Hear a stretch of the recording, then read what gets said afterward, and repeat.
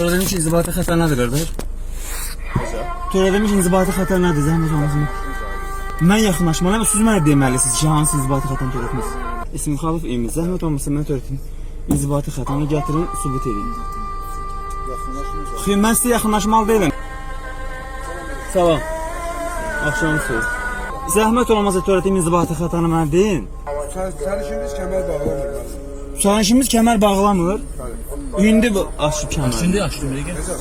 Kemeri indi açtım değil mi? Mənim sənədim üstündədir qardaş. Siz zəhmət olmazsa bu bir dəqiqə çox üzr istəyirəm. Qardaş. Siz məni buna görə saxlamamısınız sadəcə olaraq indi yaxınlaşmısınız ikiniz də. Mən bu dəqiqə sizdən hər ikizdən də 4 nömrə nişanını götürüb sizdən şikayət edəcəm. Baxın mən də açıram. Kəməri mən də açıram. Zəhmət olmazsa indi mənə deyin ki, sən də kəmər taxmamısan, o da kəmər taxmayıb. Törətim inzibati xətanı faktla, sübutla göstərin sonra.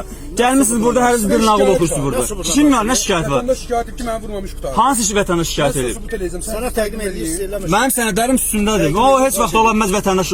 Gəlsin vətəndaş mən Vətəndaş çağıracam gələcək.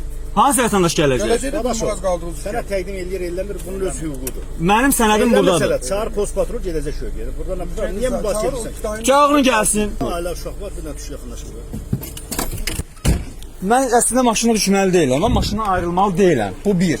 Ay kişi, qanunla danışma. Qanunla danışıram mən Dedim sizinlə. qanunla danışma, burada da başqa söhbət eləmə. Nə başqa Burada söhbət? problem yaratmır. Mən nə problem Sənə yaradıram? inspektora təqdim edirəm. Sənədimi inspektor... Telefonumu götür dedim.